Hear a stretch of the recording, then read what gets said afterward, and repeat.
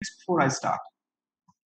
We anyway don't have any other lecture after this, so there is no immediate rush to sign up.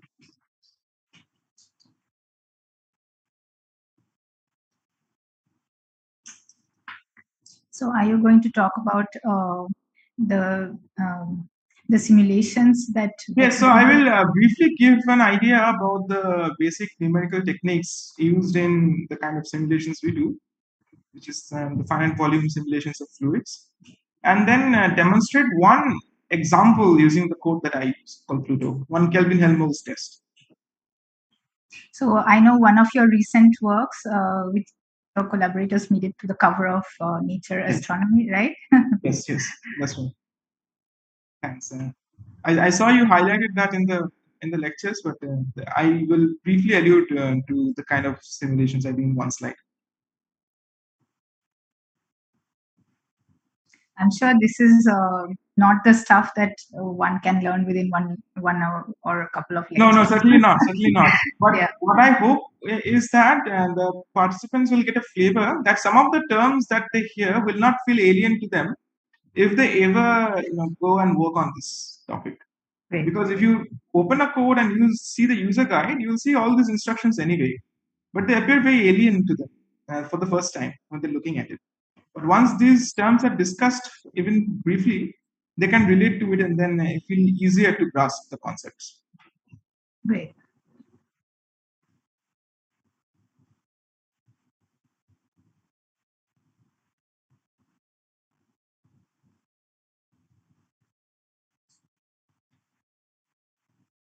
Okay, so I think I will start now. We are at 85 participants, and whoever joins next will have to just move along. So I'll start sharing my screen.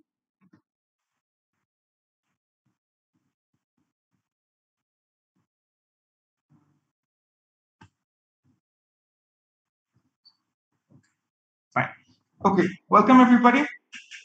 This is one lecture course on titled Simulating Astrophysical Fluids. What I'll be talking about is how we do simulations of fluids and apply them to understand different astrophysical scenarios. I will mainly talk about the various numerical techniques involved in solving the fluid equations, the Navier-Stokes equation, briefly introducing you to some of the basic concepts, and time permitting, we'll give you one demonstration of a code that I use, and I'm a code developer now, that code called PLUTO. So the primary book for this is this book called Riemann Solvers and Numerical Methods for Fluid Dynamics by E. Toro. It's quite a heavy book and also quite costly. So it's hope your library manages to get a copy of it. It's almost like 20,000 INR. But the book is one of the fundamental texts we generally refer to for the numerical schemes and the techniques used for fluid dynamics. And the discussion that I will have today, the relevant chapters for that are chapters 2, 3, 4, 6, 9, and 10, 11, as I've listed here. And the code that I will briefly demonstrate, it's called PLUTO. You can download the code here. It's a publicly available, free to use code with a multiple different options and physics involved in it. The primary use of the code, the code is well known for its ability to handle special relativistic flows. For example, jets from black holes or gamma ray bursts, things like that. But PLUTO has been used in a wide variety of astrophysical situations now. So I'll briefly describe the beginnings and at the beginning. I'll briefly introduce you to how to open up and use PLUTO at the end. Okay, so let me go ahead. I will pause in between. So right now you are, I think, unable to unmute yourself and ask questions directly. So what I'll do is I'll take some pauses at certain points in the lecture and ask you to raise hands. You can raise your hand and then ask the questions if you have any. All right. So firstly, what do you mean by simulations? Simulation is you have a couple set of differential equations in most of the cases, which are nonlinear, and you do not often have ready analytical solutions of these equations available to you. And that is why you need to solve them numerically on a computer. Now, if you're trying to understand gas dynamics of astrophysical systems, then it becomes a very large scale problem with a lot of spatial differences in spatial scales involved.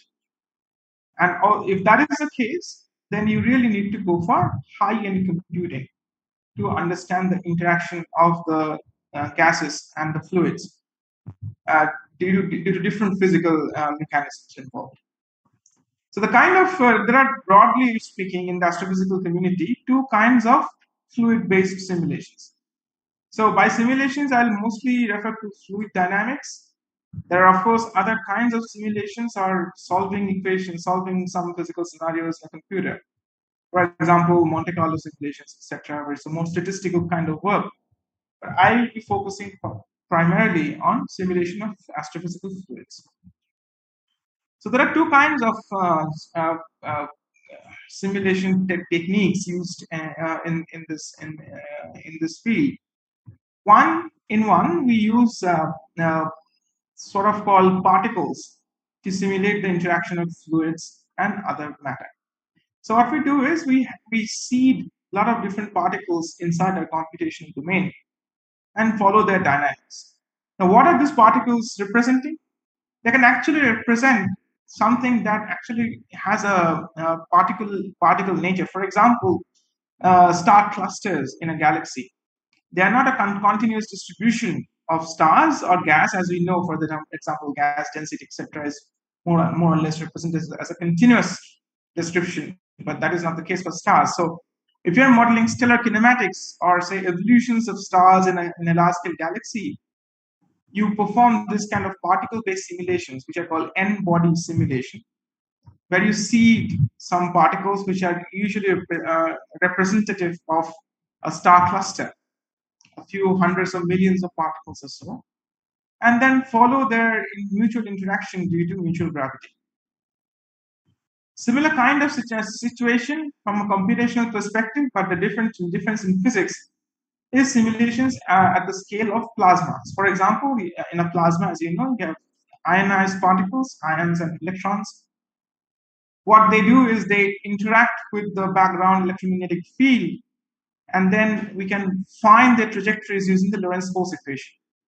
So we can simulate that. We can have many such particles, and then just follow the evolution of these particles or the ions and electrons, mostly ions, for example. Let's say if it's a single particle simulation of plasmas, due to the mutual interaction and the Lorentz and computing the Lorentz force. Again, from the computational perspective, what we have is each memory element describing one particle with some properties attached to it. And then we follow the spatial evolution of these particles using the any standard time and space evolution equation. So in the particle-based simulation, we do not discretize the space into finite elements. We just note the individual motions of particles. So we just integrate the particle motions over a certain finite element of time, but do not discretize the space. So we can have any arbitrary kind of spatial resolution in particle simulations. Of course, we are limited by other factors, which I'll not go into today. For example, the smoothing length or the kernel over which you represent the particles to sample the space around it, etc. But those are more technical jargon. So, what are the challenges involved here? If you want to say recover or cover up the whole spatial domain of over which you want to perform the simulations, you have to put in many such particles. So, for example, if you want to say model a galaxy with a billion stars or billion stars, you cannot really put in a billion stars there. It will be extremely large scale simulation. Right? So then what we do is we assume that a given location is a collection of stars all represented by a single particle. Similarly, from the plasma context, we cannot really resolve the motion of each individual ion. It's not possible. What we do is we assume that one given particle is like a superparticle, which is a collection of ions, and all of these ions are moving together. However, in a realistic scenario, each of these ions, which are assumed to be collected into one space initially, can technically follow different streamlines and end up at different positions. But that is something that has to do with the spatial resolution of the length scales that you can follow with the different particle dynamics. So that's the limitation of particle simulations. A different kinds of simulation is called the fluid simulation. In fluid-based description of the gas distribution, what we assume is that the gas properties have a continuous distribution in space, which means we do not consider the gas to be comprised of individual particles anymore, but have a volume average description of the fluid properties of that gas, which is possible if the mean free path of the particles is much less than the physical dimensions over which we are carrying out the simulations. So in that case, the particles are just approximated to by some spatial averages and defined as a continuous distribution of density, pressure, etc., etc. In this case, of course, we cannot have infinite resolutions in space. What we do is we discretize the space into finite chunks of volume elements or finite regions and assume that that finite volume has a density associated with it. And that is called a fluid, that is a basic assumption of a grid-based fluid simulation. The challenges of this is the fact that to achieve sufficient resolution, we need to really increase number of cells to first of all recover certain fluid properties. For example, many of the fluid instabilities can be suppressed. You are not resolving the physical scales at which some of the physical processes are taking place, and also to reduce any numerical dissipation because improper discretization or poor resolution introduces artificial viscosity in your system, and that can damp waves or as you are simulating. So if say a certain oscillation results in some waves that can quickly get damped, and the final solution you're getting would not be representative of what you'd actually be observing in the laboratory. What is important to remember in all of this is, although you are simulating fluids, all you're doing is solving a set of differential equations with some boundary conditions. So it's very easy to get lost when you're doing simulations of astrophysical fluids, thinking, oh, I'm simulating the fluid and density, etc., etc. It looks very nice with nice figures and images.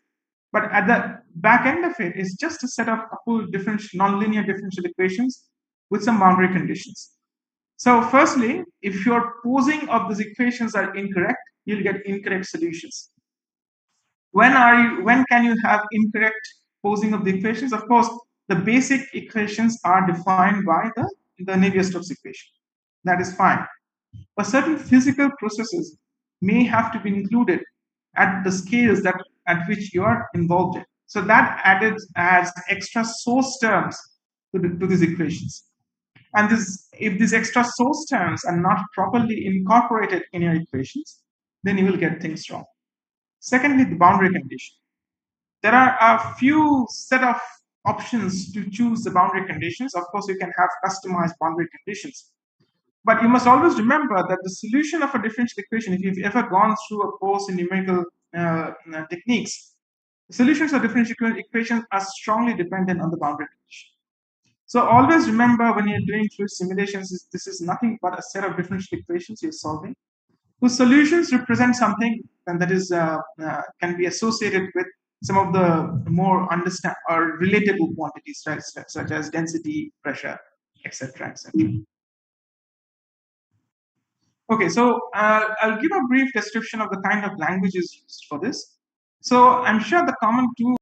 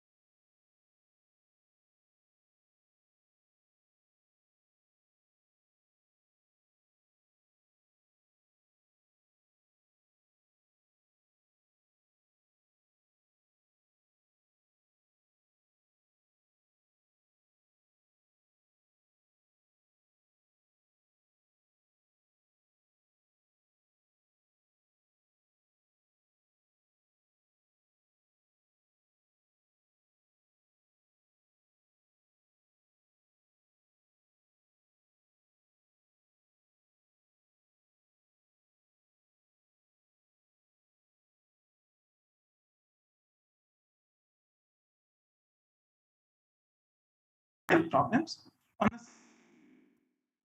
So for that, we need parallel computing. Now, what is the idea behind parallel computing? So you have a compute cluster where you have a large number of compute cores, as you have in your desktop or your laptop. Even your standard laptops nowadays come with a dual core CPU.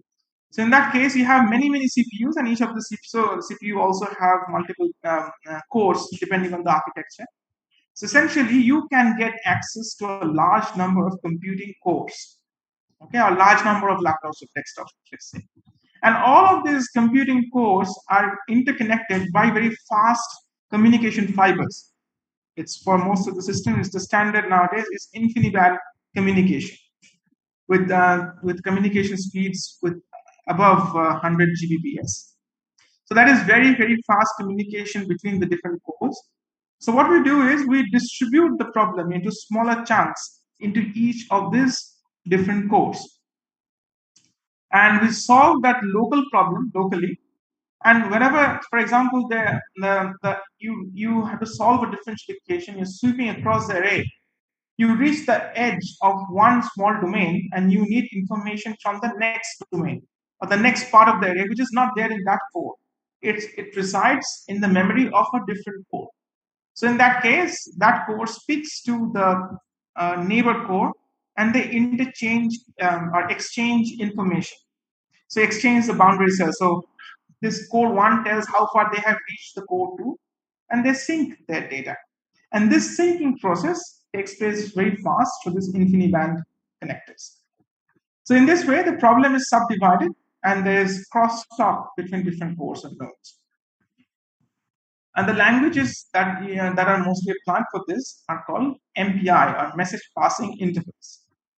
And it comes in different varieties. For example, for MPI for C is called MPI CC. MPI for Fortran is called MPI F90, that's Fortran 90. And the MPI for C++ is called MPI C++. Even this is becoming insufficient nowadays, mostly due to the problems of scalability. So this has been the standard route for us to do large-scale simulations still now. But as we are pushing the boundaries and pushing the envelopes of things, we are finding that further expanding the large-scale compute clusters are becoming practically difficult as you go to exascale computing. So in that case, what we are now pushing towards is GPU-based computing, where you have graphics processing units or GPU cards, which you normally have in many of your laptops and desktops nowadays from NVIDIA. Those graphics cards are slightly different from the computation-based cards that you use. But the essence of this graphics card is there are multiple threads involved here, and each thread can perform an operation on its own. So a single card can then be thought of as many cores embedded into that one graphics card. The limitation is in terms of memory, because all these graphics threads are attached to a memory unit. So you can only send small chunks of data into these graphic threads at one time, but they require much less power. So the basic problem that we face now in scaling up the compute nodes is you need a lot of power to go to exascale computing. So a hybrid machine which has multiple cores as well as graphics units attached to different cores is the way forward.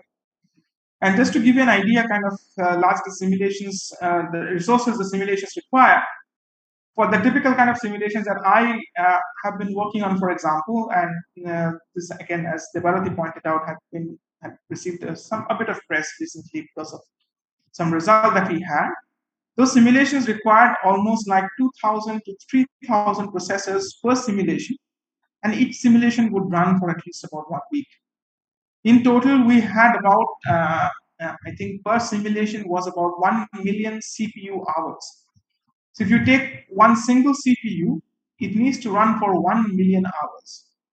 Okay, so the number of hours in a given day is 365 plus 24. So you need 1 million such hours. It will take many years to run this on a single processor. And we could do this because we run them on very large scale supercomputing systems where each But a single supercomputer had almost like 60,000 processors in the one that I used for the simulations that I ran. And I could run 2,000 to 3,000 processors per simulation. So you require a large amount of resources. The good thing is, the work I was talking about was done in supercomputers in Australia. But even now in India, we have large-scale supercomputing systems more readily available than what was a few years back, thanks to the National Supercomputing Mission. And I hope that this trend will continue further, where we have more and more such systems being available to the general users in various universities and research institutes, where large-scale computing will become unknown. Okay, so with this preamble, let's just quickly go into some of the things. So I also just wanted to highlight that such infrastructure requires high-performance computing facilities, or as you'll often hear in this for this particular domain, HPC facilities, which stands for high performance computing. IUCAA has a modest cluster of almost like 1,500 cores for general purpose computing. We use it for large data volumes and visualizations. And yeah, what is important to also check is if you have a problem and you divide it into a set number of cores, is it efficient enough? For example, if you have the problem and you divide it over 100 CPUs, do you gain a 100-fold increase in the computing speed? So if you are taking, say, 100 hours initially, and you now distribute it to 100 cores or 100 CPUs, do you complete it in 1 hour?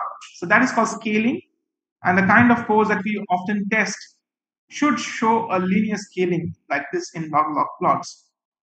And this is from one of the code performance of PLUTO. And so this is something that is important to test. Once you build up your code, which is able to run on parallel systems, you should check whether it's efficient. For example, what happens is, if you go to large number of subdivisions, your performance or gain in performance due to dividing the problem can be superseded by the fact that you might need to frequently communicate between different processes.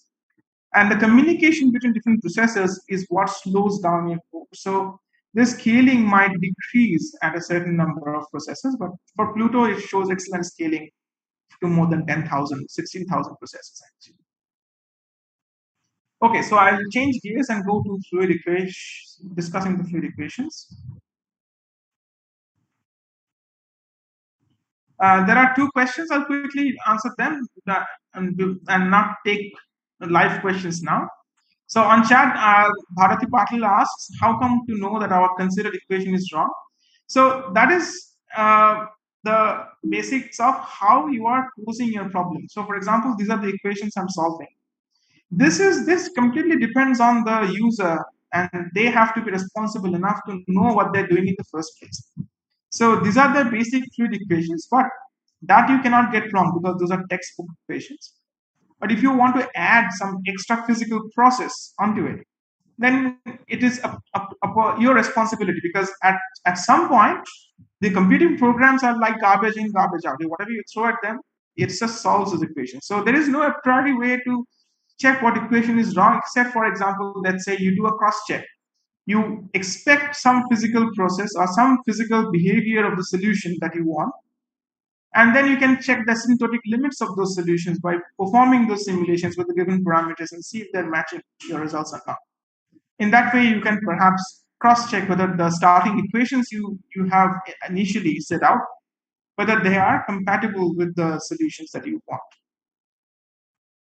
Shubhadeep Datta asks, sir, can R language be useful for this type of simulation? R is again a widely used language mostly for statistical analysis. It's a very useful tool for post-processing the results of a simulation. For example, I have a large distribution of, say, velocity array or density array. I want to find out some statistics about it. Then, of course, you can use R to perform all the inbuilt tools, etc., etc. But R is not suited for performing the basic simulations themselves. All right, you keep writing your questions on the chat if you have any, and I'll come back to it later. So I want to discuss the basic equations that we are solving in the first place. One is called the primitive form of the equations. So these are called the Navier-Stokes equation. you want to learn more about them, you can take up any book on fluid dynamics and learn about them. So the first is a mass conservation equation, and the second is a force equation. I'll not go into the details of these equations, but just name the equations themselves. The third is the entropy or the energy equation, variation of the pressure. And the fourth, if you have magnetic fields, is called the induction equation. Again, the form this comes from Maxwell's equation after you have ignored the displacement current, because we assume that the fluid is perfectly conducting and we ignore the displacement current here. That's a standard assumption of magnetohydrodynamics. Now, these set of equations in this current form are not that useful in the kind of technique that I use. For example, you must have all studied in your numerical techniques lectures that if you have a gradient like this, then what you do firstly is discretize a gradient. So you write any del x, you write rho2 minus rho1 divided by delta x, etc. So that is spatial differentiation or difference form of the equations. The kind of simulations I would now refer to takes a slight different approach. What we do is we recast these equations into something that is a rate of change of time plus a divergence of a flux equals to 0. So in that case, the mass equation or the continuity equation is already in that form. The others can be recast in this particular form. So this is the conservative form of the equation. So we change the basic variables of the equations. Okay. So the mass equation remains same. The force equation can be recast in terms of the momentum variable, and again be written as rate of change of the momentum vector with time plus the divergence of the momentum flux equals 0. This is the same and nothing but the force equation that you had earlier, okay, which is this, just some change in terms. Next is the energy equation. So instead of the rate of change of pressure, we define a new variable, which you can see over here, which is called the energy of the system, and then take the divergence of the energy flux of the system. If you have magnetic fields, then this term is nothing but the Poynting flux. So the Poynting flux written in a different way to represent the V dot B and the V squared by 8 pi separately.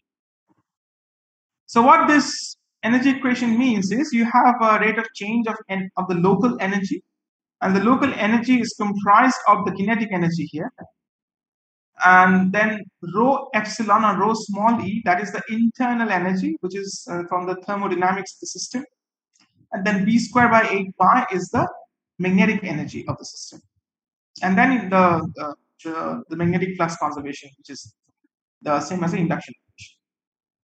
So in all of this, you must know that what I've written here is divergence of a quantity here. So for this thing, it's divergence of a vector, which gives you a scalar quantity. But this is a divergence of a dyadic. So it's a tensor. So divergence of a tensor will give you a vector. And just for your own reference, I've given you a better breakup because if you're not familiar with it. But this quantity gives you a vector. This is usually a question I get from students when they see it for the first time, if they're not familiar with it. And then all of these will have to be modified, will have to be closed, because you have a given set of equations and you have more number of variables than the equations. You can count them out if you want to. So you need another additional constraint to close the equation, and that is called the equation of state, that relates the internal energy with the pressure. So for a caloric equation of state, which is constant specific heat at volume, which you can work it out and see that the internal energy is equals to P by gamma minus 1. Okay, so for the conservative variables, the working variables are the density, the momentum, the total energy, and the magnetic field. There is a bit difficulty in using these, because when we naturally talk of fluids, we don't really work in momentum space. We assign the density, pressure, and velocity. So when we apply the initial conditions or the boundary conditions, we usually apply them on the primitive variables, which is the density, velocity, pressure, and the magnetic field. But when we actually solve the fluid equations, we transform these primitive variables to the conservative variables. So from the density and the velocity, we can compute the momentum. From the density, pressure, and the velocity, we can compute the total energy, and then magnetic field is already there. So using these conservative variables, we advance the equations. But again, when we have to visualize the data or analyze the data, we again convert from the conservative variables to the primitive variables. And then output is always dealt with the primitive variables. So these words of conservative variables and primitive variables will always come up when you do a simulation like the one I'm describing here. So this is just to let you know what they are. So as I said, there are different ways of solving these equations. One is a finite difference schemes where you assume that the space is discretized and you replace any of the spatial derivatives in this way. Yeah, so del u del x is ui plus 1 minus ui minus 1 divided by 2 times delta x. It's second order accurate. If you have much higher order accurate terms, etc. But the main problem in doing the differencing in this way is if you have a discontinuity in your system, then you are in trouble because the derivative of a discontinuity will give you a very sharp spike. Essentially, it's an infinite or a delta function. So in case there are shocks in your system where the fluid variables can suffer from a discontinuity, these derivatives become unconstrained.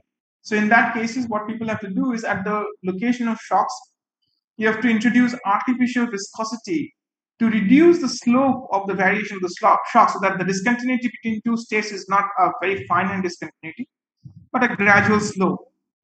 But that introduces several artificial schemes into the system, and that is not what is wanted.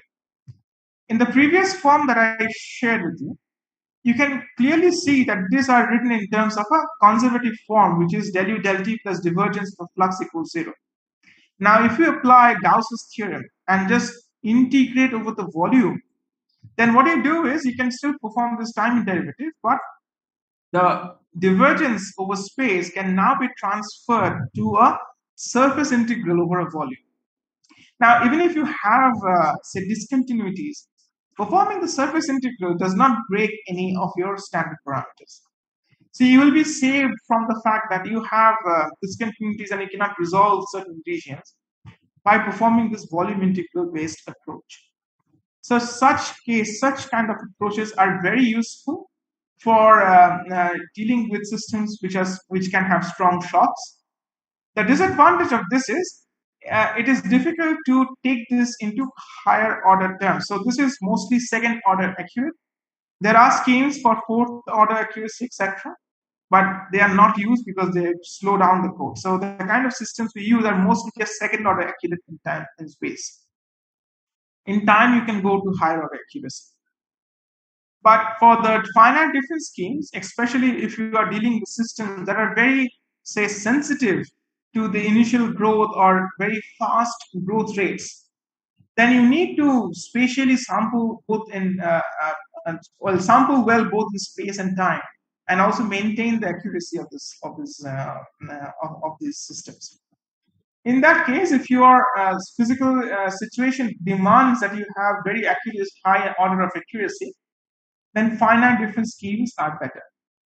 A very well-known example of this is called the pencil code, which has been widely used for various astrophysical scenarios as well, but mostly for understanding MHD turbulence or say growth of magnetic fields due to dynamo activity.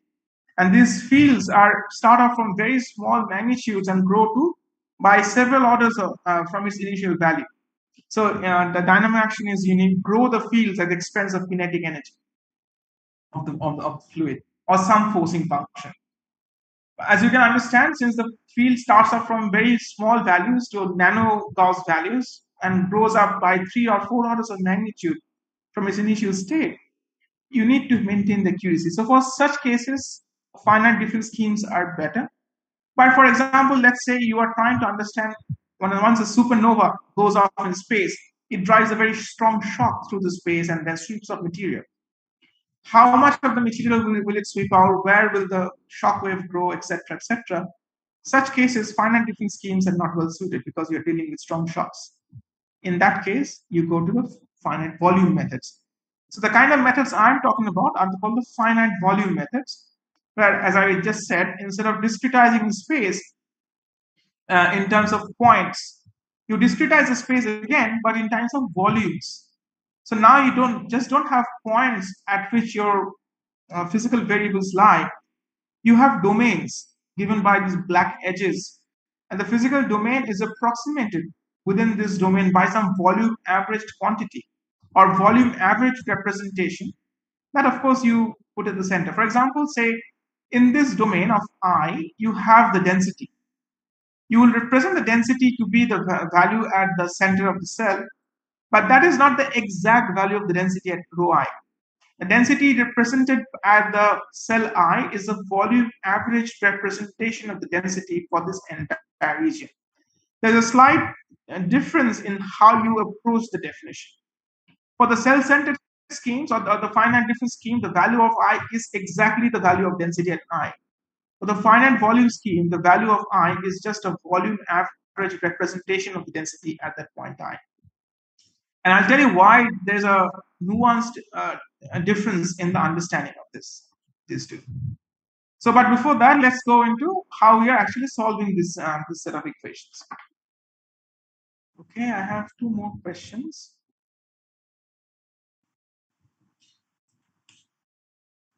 Okay, so I have a question, comment saying by Gopal Sahu says that, so your voice is breaking sometimes. Kindly check if there are any technical issues.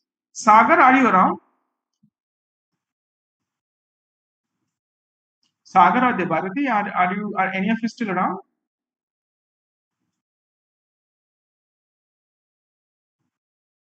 If not, then I'll just ask a couple of participants. Let's say I'll just pick up a few participants who have mentioned who have written to me on the chat to confirm this.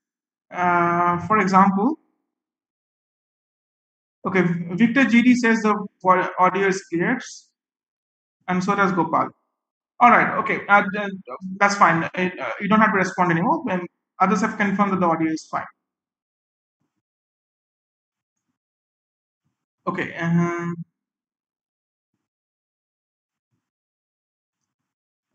Nikita Vinod Gautam, you have a very long question. I'll come to your question at the end. That's an interesting question, so please hold on and ask me when I open the floor.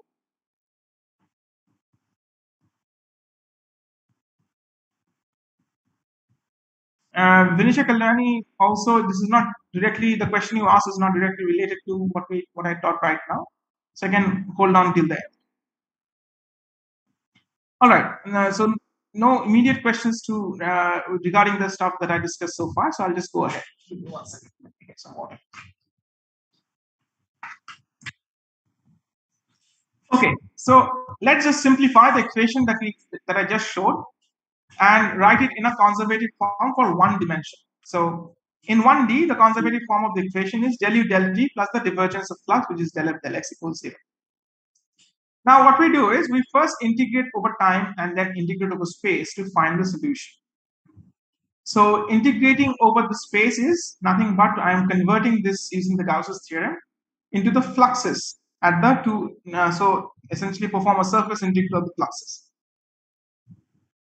Okay, so that's how I get it. So if once you integrate over the flux, you get the volume averaged quantity of del u del t, which is the volume averaged quantity here. And so this del u times del x essentially, okay, and then integrate this over the one dimensional system, which is a line integral. Now you get the flux, incoming flux here, and outgoing flux over this point. So this, when you perform the volume integral, becomes just a difference in the fluxes. What is the flux entering at I minus 1 and the flux leaving at I plus 1?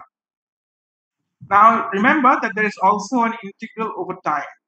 So this integral over time just gives you the time averaged or the time evolution of this average u bar.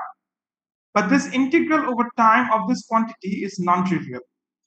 What I'm doing now is, what we are assuming is at before I do the integral over time, I get the fluxes at the earliest steps.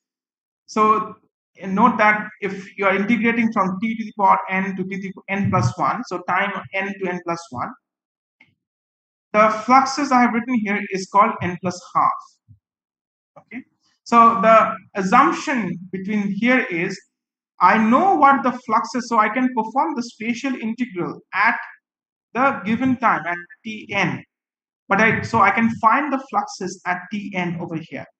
So I can find the incoming flux and the outgoing flux at Tn, or the starting time. I do not know what those fluxes would be at Tn plus 1. Okay. So what I do is I put just a placeholder for that flux. So this flux is unknown. So this n plus half is the flux at a half time step. So this is again a bit more computer jargon, but essentially what we do is we know the initial fluxes. So essentially you can understand that what we are doing is converting this term in just a difference of the fluxes between the left and the right state, right parts of the volume. But we have to find out the flux at a later time, not at the starting time of this step. The starting time of the simulation here is Tn. So what we do is we write down that fact that we need the flux at n plus half, or at a half time step. So that's an approximation that we advance by half time step in computing the fluxes over here. But essentially we need a flux at a later time step.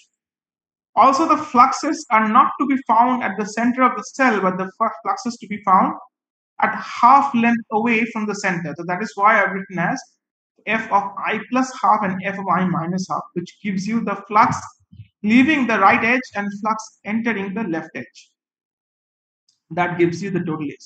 So if you can find the flux at the later time, then you can compute this quantity here, and then you can advance this quantity u over time. So essentially by solving this equation, what we want to know is from a given time step at Tn, what is the value of u at a later time step, Tn plus 1.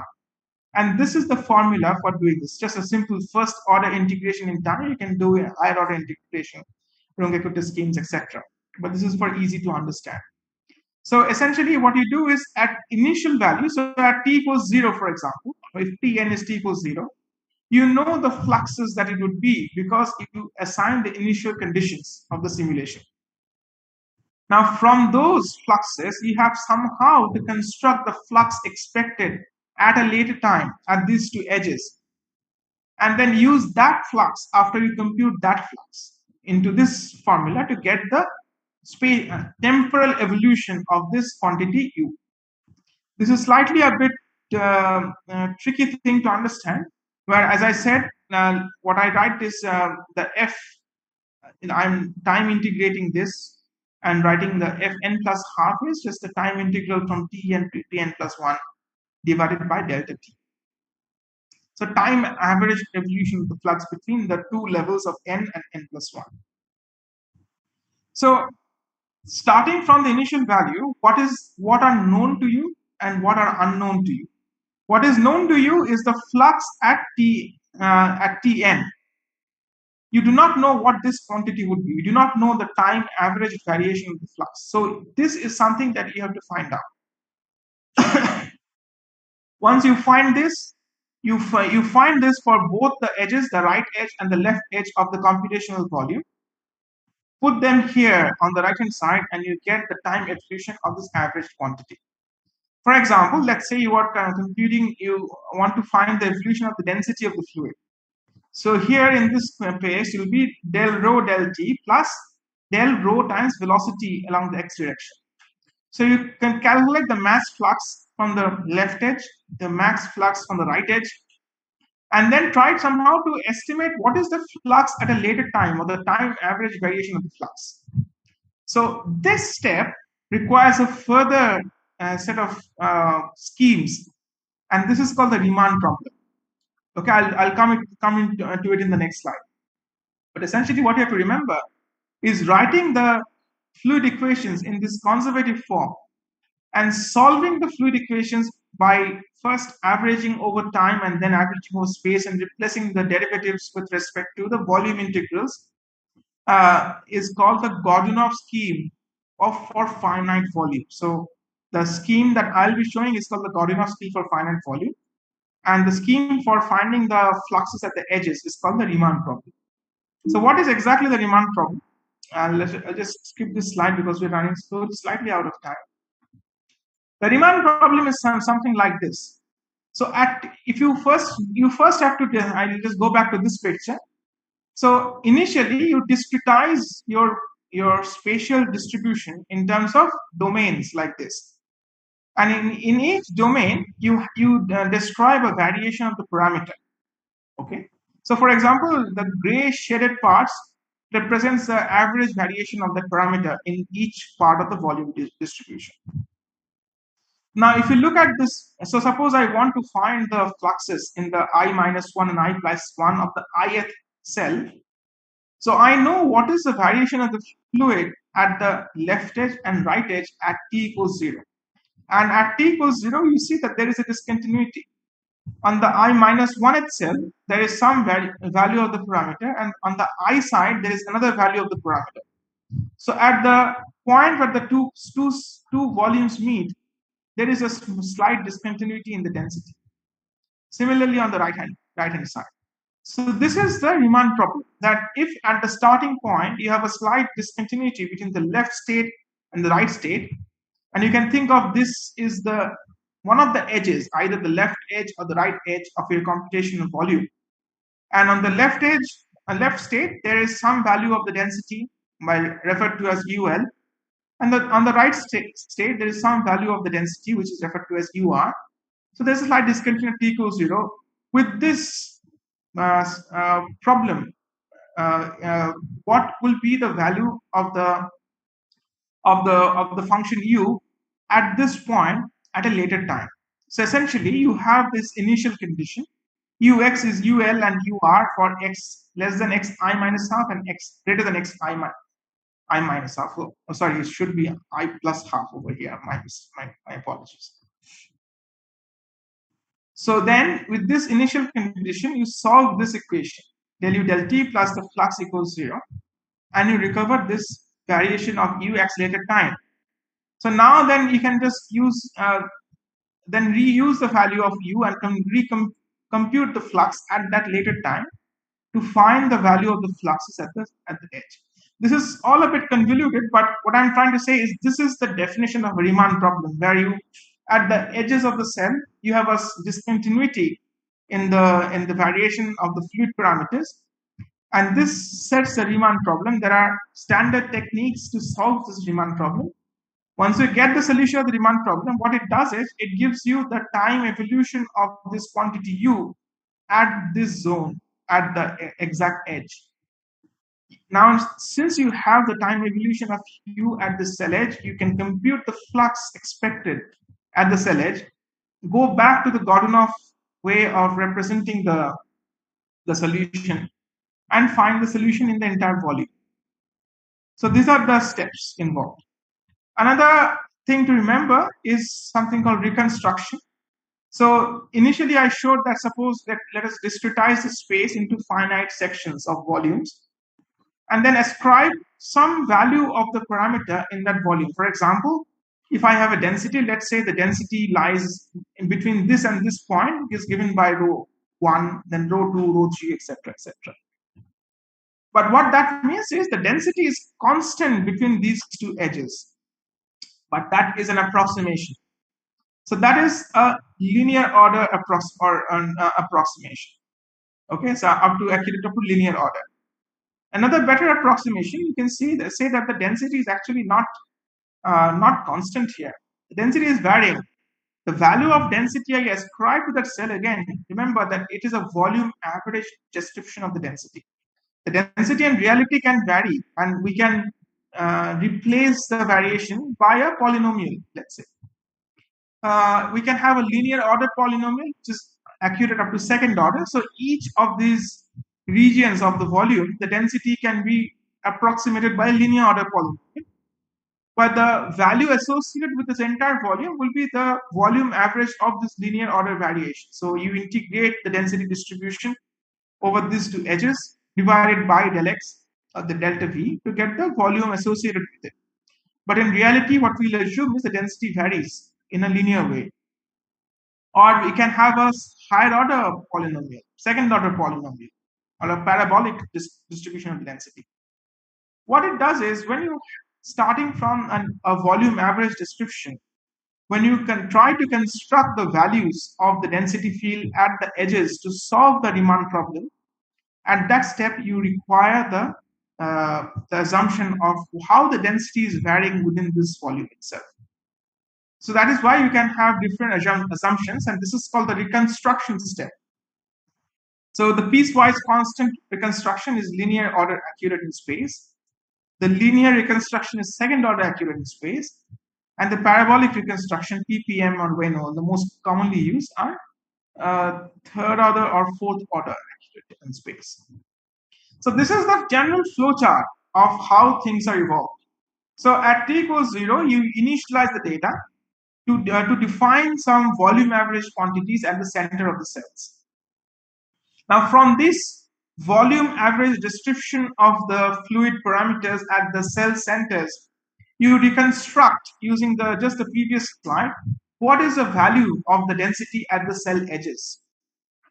After you do the reconstruction step, now you have a discontinuity at the cell edges, because for one cell, for example, if I go back to the previous cell slide, for this particular cell, the density is reconstructed to have a value here, whereas on the right cell, the density reconstruction gives you a value like this.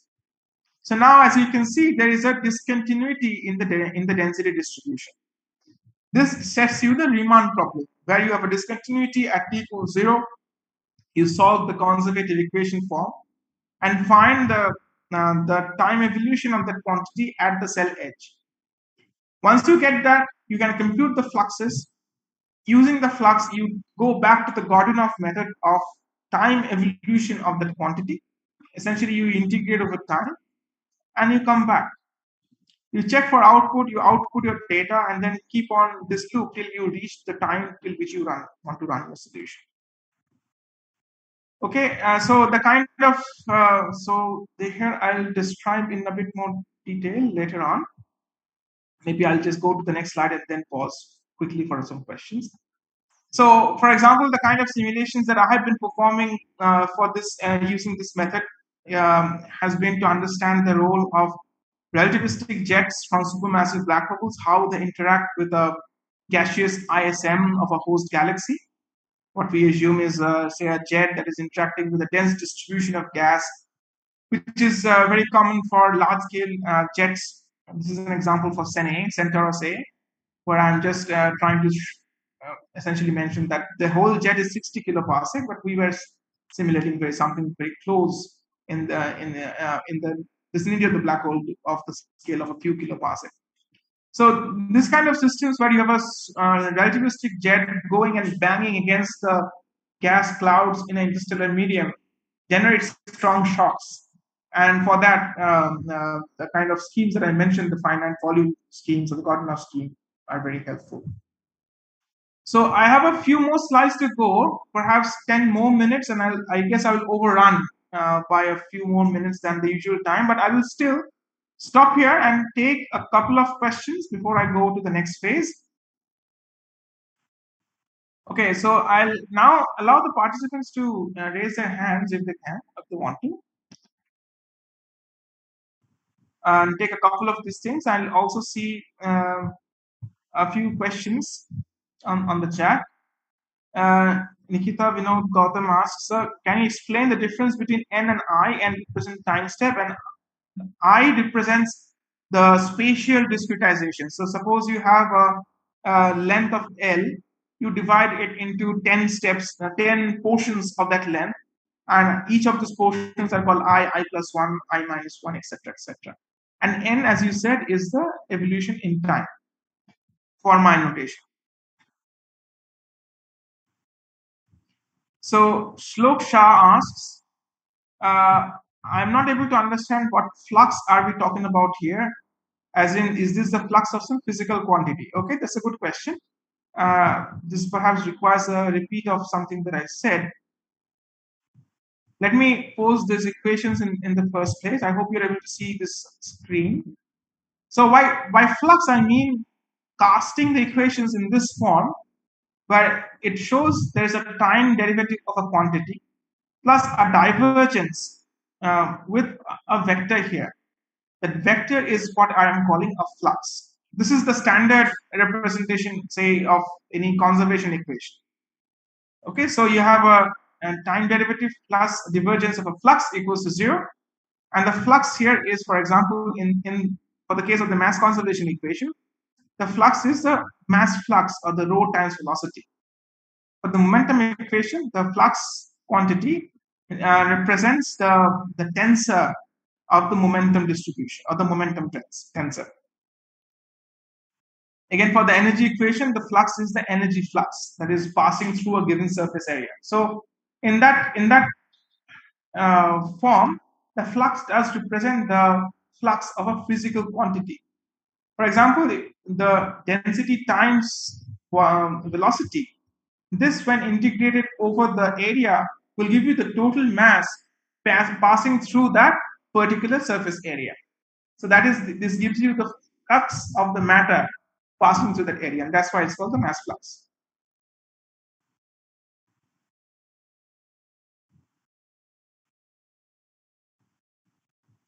Hope Loksha that was clear. Anudeep, I didn't understand your question. You say how many LOC did you have to write to perform that jet simulation? Can you explain what is LOC? Lines of code. Oh, okay. The code that we use for this is almost like 50,000 lines. But of course, it's been developed over several years, more than 15 years now. The primary developer of this code, Andrea Mignone, started this code during his PhD and has been updating it. He has written the bulk of the code, but of course, some of us, along with many others, have contributed chunks to it. So it's not a single sole effort, but it required a large collaboration.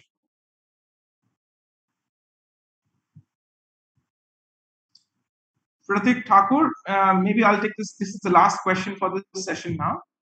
Asks,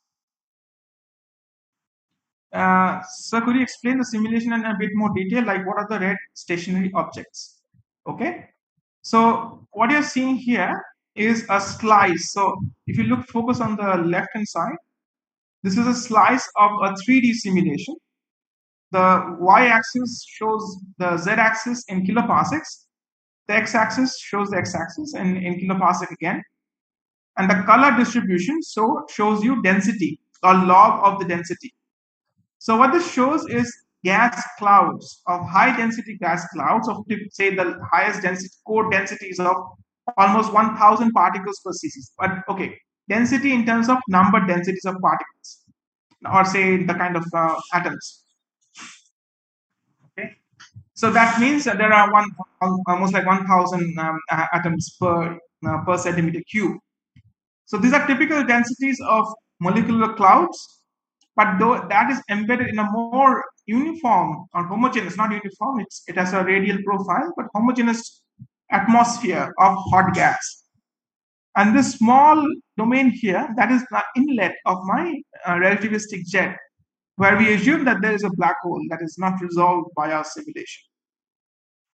So once I run this simulation, what I see is that the black hole is giving out strong jets of matter. The jets are light, but they have a very highly energetic, so there's a high energy flux. When they go and hit those clouds, they destroy the clouds and make them appear like comets. You can see they're being pushed out with cometary tails. So the jet goes and clears the gas from the central region as it transfers momentum to the clouds. And these white contours show you the jet, the Lorentz factor. So I think, if I recall, the white contour is a contour of beta 0.4 c, and the yellow dotted contour is beta 0.9 c. So it shows the relativistic part of the jet. So essentially, what it shows is that as the jet evolves in time, It strongly clears out the central regions of the galaxy of the dense gas distribution and pushes out the gas away from the plane of the galaxy.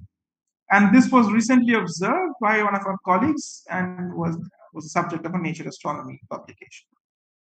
All right, so I'll go away from this slide now, and in the remaining few minutes, briefly introduce one of these codes that I was talking about, PLUTO, and how to work with it. So PLUTO is a versatile MHD code. MHD stands for magnetohydrodynamic. And there are several other codes like it, for example, ENSO, Ramses, Flash, Astrovare, BAC, etc. All of these codes have some special physics module relevant to that code. For PLUTO, it is the ease of using the relativistic solvers, which are special relativistic solvers, to address problems like jets from different systems. You can again freely download the code. If you just type in Google PLUTO astronomy code, you'll get the homepage of PLUTO. You can freely use it without any requirement for any. Sorry, I just went to the PLUTO website since, but that's not what I wanted to do. Yeah, you can freely use it without requiring for any co-authorship of any of the main authors, except for certain modules which we have not made public and which are under development, and for those we do require co-authorship. So these are some of the basic initial steps of installing the code. I will not go into the detail, but it will be there in my slides. Again, all of these, since I'm a bit short of time, there is no time for me to give a demo of the code, but I'll just briefly mention some of the highlights. You can choose different physics modules. You can choose hydrodynamics, magnetohydrodynamics, relativistic hydro, and relativistic magnetohydro, RMHD. There are several time-stepping schemes, for example, doing to second order, ppm, etc. Different geometries, Cartesian, cylindrical, spherical, and different forms of, say, platforms, for example, if you want to run on a single computer, multiple computers, etc., etc. This is how you set up the grid in PLUTO in a file called pluto.ini. Again, all of this is described in the user guide. I'll just give you some of the brief highlights. So these are, for example, if you want to set up a two-dimensional problem with the x1 and x2 grid of 100 points each, you set up in this way, which shows you there is only one type of grid. You can have multiple types of grid, for example, a uniform grid followed by a stretched grid, etc., etc. So you have a one uniform grid, starting point 0, ending point 1. U stands for uniform, and 100 points. So you have a spatial domain of starting from 0 to 1, and you divide it into 100 zones. That is what you do. Then, of course, you have to give some boundary conditions. Now, remember that in PLUTO or any of these codes, your compute domain or domain over which you will mainly do the computation and where the output would be given out into the disk would be given by this solid black region. But when you actually do the computation, you have a padded layer of cells across this solid region, and those are called the ghost cells. So the boundary conditions are always applied in the ghost zone, which are like padded layer of cells across the computational domain. So if your computational domain starts from I beg to IN, this is the I direction, your total number of cells will be 1 plus in each direction or even more, depending on the order of scheme. For example, if you want to have a third order scheme, you might need 3 cells on each side. Okay, so it depends on the kind of schemes, but the boundary conditions are always applied in the host domain over here. Then you have I think I'll skip this because this just shows you the CFL condition. CFL is a condition that determines places a limit on the time steps you can take. So if delta x is your spatial separation of each grid point, and v fast is the fastest speed in your domain, simulation domain, which can either be the fastest velocity or the fastest characteristic speed. For example, sound speed or the magnetohydrodynamic sound speeds or magnetic slow and fast speeds, etc. So that delta x by d fast, that gives you a natural limit on the time steps that you can take, because you cannot have a signal propagating in your system that is faster than any of these characteristic speeds. So if your sound speed is the fastest speed, you cannot take a time step that moves faster than the sound speed. So you're naturally limited, but in practical applications, you also have to further limit the time step by the CFL criteria, and that is defined by the numerical stability. So that gives you the CFL variable over here. Then the boundary conditions, I think I should briefly describe what the boundary conditions are. So you have one type of boundary condition, it's called the outflow boundary condition. Outflow means you just copy from one point. So if this is the compute domain and these are the ghost cells, you just copy from the compute domain into the ghost zone or into the boundary zone. What this means is this and this is same, so the gradient between this is zero. So this is called the outflow boundary condition, because when the fluid volume reaches this, it just flows out to the next zone. But from a mathematical point of view, this is nothing but a zero gradient or Dirichlet boundary condition. Or sorry, a Neumann boundary condition, not a Dirichlet. Then you can have a reflective boundary. Reflective is, for example, you want to just invert the direction of the quantity that you are reflecting. This is mostly applied for cases, for example, you want to change the direction of the velocity vector. So suppose you have a hard floor, you have a velocity vector of an object that comes and hits the floor and then goes back up. What you want is at the boundary, the velocity has to be zero because it is hitting and then going back up. So it is changing direction. So at the boundary, at the interface, the velocity is zero. So what you do is at the last cell, you assume that the center of the cell has some velocity, and you then put the same value of the velocity in the center of the ghost zone, but inverts its direction, so that at the boundary itself, it passes through a zero, like a sinusoidal curve. So that is called a reflective boundary. So this particular cell is then, for example, the I minus is a reflection of I, and the I minus 2 is a reflection of I plus 1. And then this is the output slide where you can choose what kind of output formats, etc. you make. So just to give you a brief idea, the kind of files, the main files we use in PLUTO are called the init.c. Let me stop share and share my whole screen, my whole desktop. I have prepared a small test problem for you, a Kelvin-Helmholtz test problem. So when you so you run PLUTO like this, you run Python PLUTO dir and run a setup script called setup.py. This takes you to a GUI that allows you to choose various options. I'm just pressing the enter and going forward. There is no need to exactly note down everything, because this, unless you do a hands-on, it doesn't make sense. But I'll just give you a flavor of what involves. So as you can see, you can choose different physics, MHD, RMHD, etc., Cartesian coordinate system, reconstruction. As I just said, what is reconstruction? The reason why I said reconstruction is exactly this, because in this setup, you will have to choose the type of reconstruction scheme and the order of reconstruction scheme. Linear, Winnow tree, parabolic, etc. And now hopefully you will know what this reconstruction step actually means. Then there is time stepping scheme, etc., etc. Equation of state, I mentioned early part of the lecture that equation of state means that you relate the internal energy to the pressure, assuming an ideal equation of state for this particular case. Okay, and then you can change the make file. I will choose a make file called for GCC, which is the serial processor on a laptop. So I will then open the file called pluto.ini. This again, I just showed you some of the glimpses of this file. The first block shows you what to do for the grid. These are the CFL, as I just said, the time stepping schemes. Now you choose a solver. Solver refers to the Riemann problem. And there are several types of solvers for the Riemann problem. As I said, I didn't go into the details of it.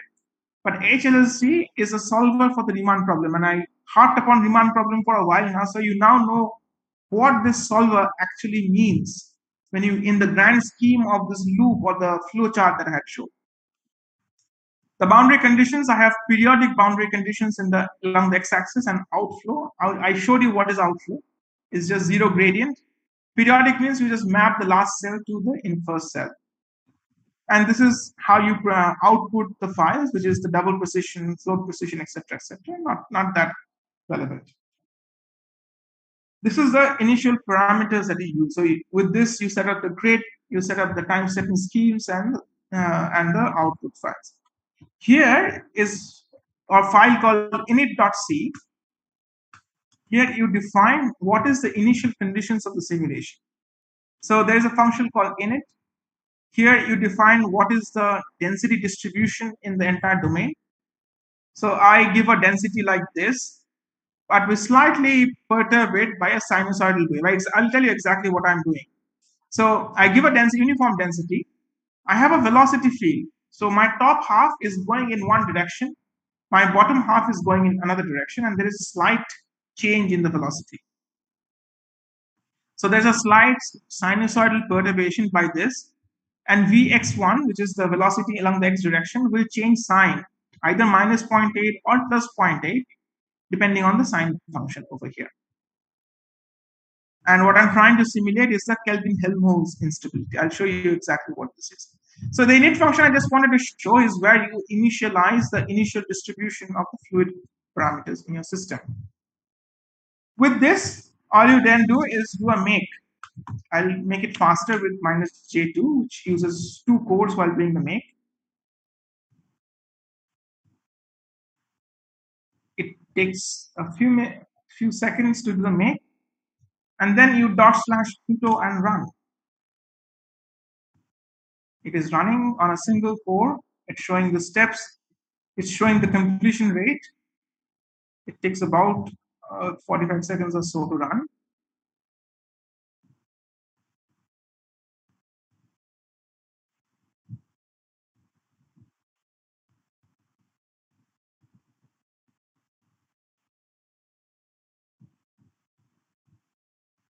Finished. So what this did was, as you can see, what it shows is it shows a step, it shows a time at the step, and something called the Mach number. The Mach number is a ratio of the velocity with the sound speed, and what this shows is the maximum Mach number in the entire domain. If your Mach numbers become very high, that means somewhere in your code things are becoming very supersonic. The velocities are much larger than the speed of sound, and there may be something that is going wrong here.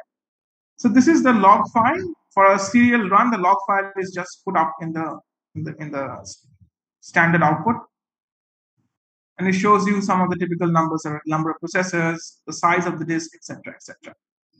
So then what it does is it has created a set of files called data.001 dbl, which is dbl stands for double precision. FLT stands for float precision. The precision is the accuracy of the file. And then you can use this and visualize the data to see what this is. I've already done that for you. For example, this is the notebook. I hope you can see. So I ran 2 different forms of this. So this is the initial condition, as I said. So the top half represents velocity going on the right. The bottom half represents velocity going towards the left, and they are separated by a small sinusoidal perturbation. So this is a standard setup of something called the Kelvin-Helmholtz instabilities, where you have 2 fluids flowing in opposite direction. At the interface of these 2 fluids, you can have an instability where small vortices will develop, and then the fluids will start mixing. So let's see what happens. So at later times, you can see the small vortices have started to pick up. And these vortices will start to merge. They will grow over time and become larger and larger vortices till they actually becomes the size of the whole domain itself. And I think I have run the code up to this point. Yes.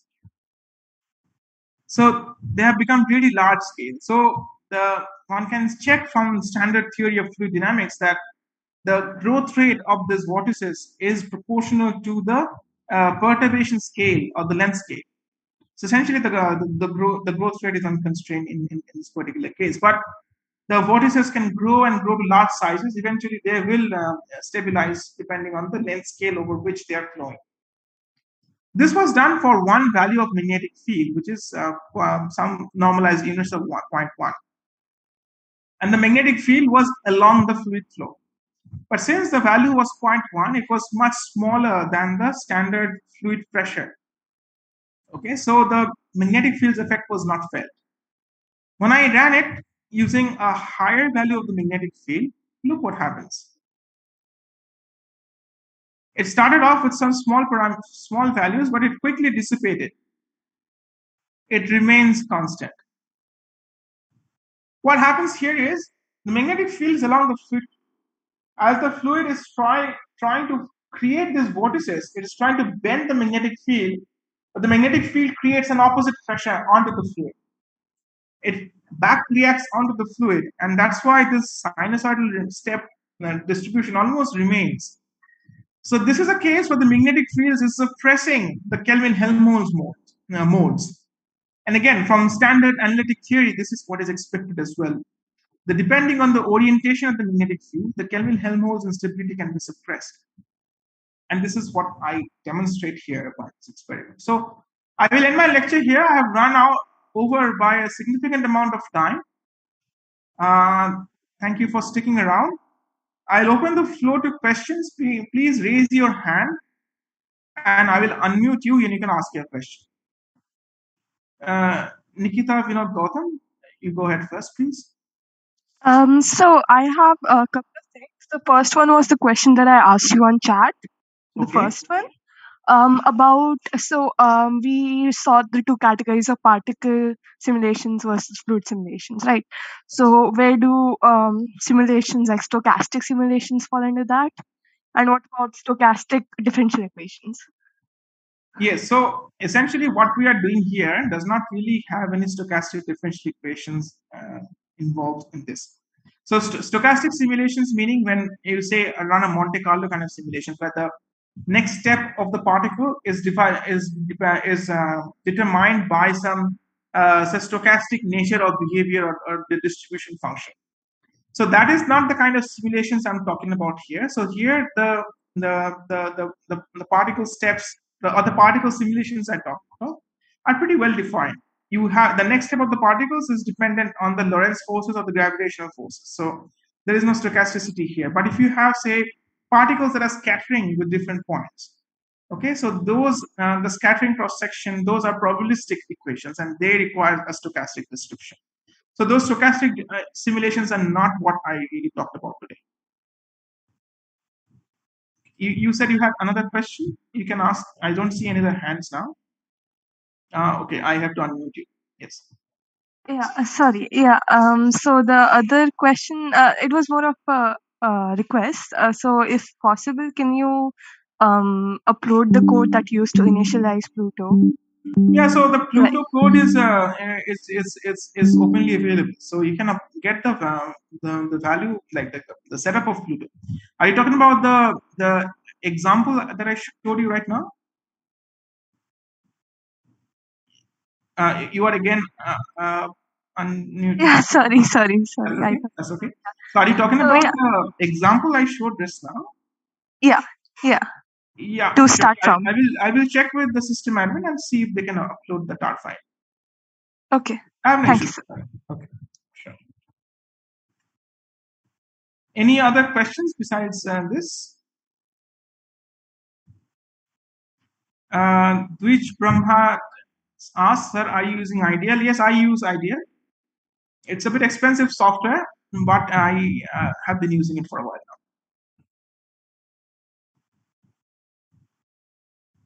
now. Okay, I'll take another question. Mahendra Aruri, please unmute and ask. What are the exactly conditions to form a Kelvin-Helmholtz instability?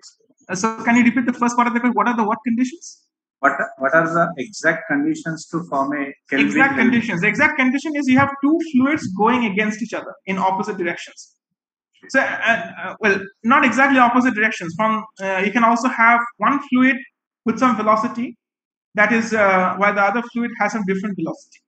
The other fluid can also be at rest, but the other fluid is just moving along its surface. So essentially, there has to be a velocity gradient between over a spatial. So it means two layers having the different velocities. That's right. Okay, thank you, sir. Sure. Vinisha Kalwani. Yes, sir. So how do we get an idea of error in these simulations? The error in the simulations. Yes, I think you had asked the question on chat as well, right? Yes, sir. Okay, good. So this is an interesting question because to form the error budget, you can do that by firstly checking what are the expected solutions.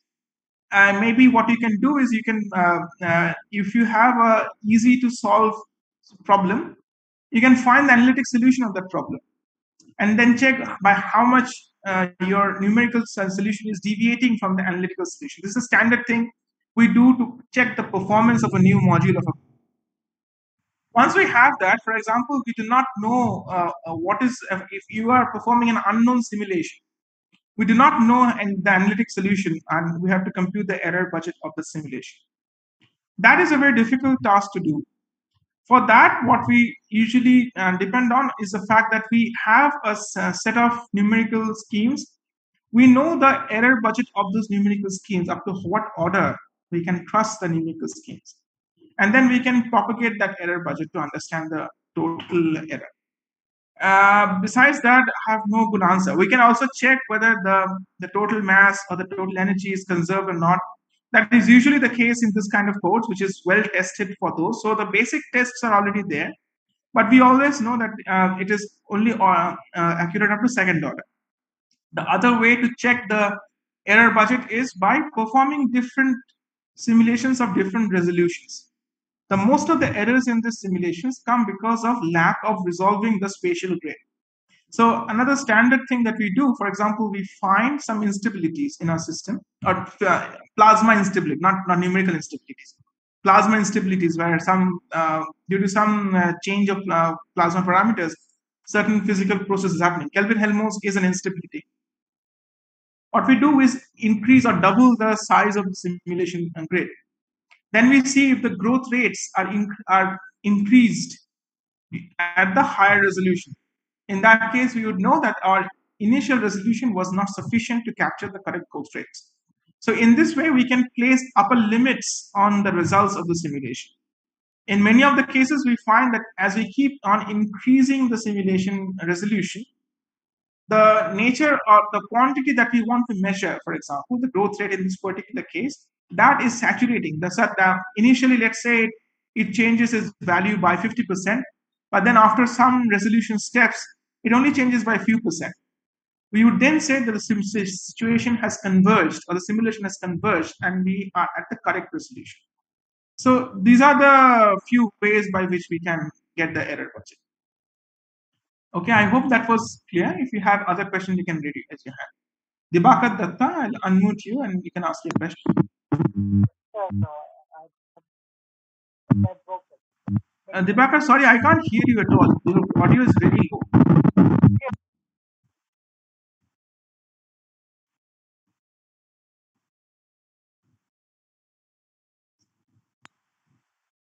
Yes, Dibakar, can you say now? Your audio was very low. Yes, sir, I have written in the chat box also. Can you just name a beginner level book on fluid dynamics? Beginner level book on fluid dynamics. Okay. So there is a book by Arnab Rai Chaudhary, which is quite popular amongst the students. So that is a good book. Thank you. But I would also suggest that besides that, just go for Landau-Lifshitz. Or what I would say is what I usually teach in my courses is books like Francis Chen, book on plasma physics. There is a very nice book that I usually follow. It's called by Boyd and Sanderson, B-O-Y-D and Sanderson. It has plasma physics as well as the basics of fluid dynamics also. Yeah, so these are a couple of books that you can follow. Thank you, sir. Okay, I don't see any hands up, but I have some few questions on chat. Anudeep asked, do the perturbations develop interfaces or do you have to provide them? Interesting, very good question, Anudeep. The perturbations should naturally develop because of the lack of discretization or lack of continuity and the discretization. So since we're discretizing the fluids, they will have some errors in them. But unless you slightly perturb it, the growth rates would be very small. So you will take a very long time for the growth, for the Kelvin-Helmholtz to grow. So that is why, as I showed you in the initial case, I slightly modified this layer of these two fluids by the sinusoidal perturbation. The sinusoidal perturbation was given over the whole range of the domain, so it was a long wavelength perturbation. But even the small change in the perturbation, the fastest modes are driven by the smallest grid point. So the delta x is proportional to the grid length, grid resolution. So if I again share my screen and go to the first layer, this is a very important question. Without the perturbations, this thing will not really develop. But since I provided a perturbation, you can see due to the discretization, there is small differences in the velocity structure. And these small differences in velocity structure, the first loops are at the level of the cell resolution itself. So the fastest growing modes are at the level of the cell resolution. It is not at the level of the large loops. The large loops come much later. So although I am giving a long wavelength perturbation, the fact that I'm slightly perturbing the system and changing the pure, perpendicular nature to a small gradient value, that is creating some small sections where the velocity vectors are not perfectly aligned. And that is why it picks up this modes at the grid scale. So yes, you need to provide perturbation, but it's not the wavelength of the large scale that really forces the fluids. You need small, slight anisotropy in the velocity field to make this instabilities grow.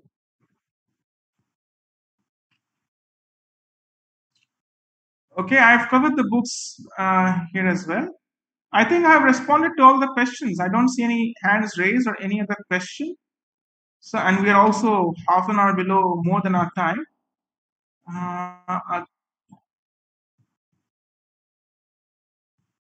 Okay, there is a question on the Google form. Akshat asks, "Sir, can you please explain the equation of magnetic flux conservation? How is the derivative of B adding to a scalar resulting in divergence of a vector?" As I had shared, let me share my lecture notes now.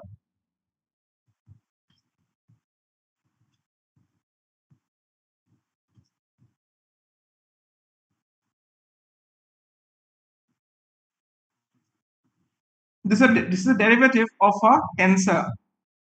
This gives you a vector. So this is nothing but this equation here, written in this particular form of a derivative of a dyadic. So this is sort of a proxy for the magnetic flux conservation. So once you start from the induction equation and derive this, you'll better understand. I just have to otherwise go through the whole theory of it. But this gives you a vector. Okay, so I think I'm done. Thank you all for listening. Hope you all enjoy the rest of the summer school. Sagar, I'm done, so I'll log out. Okay.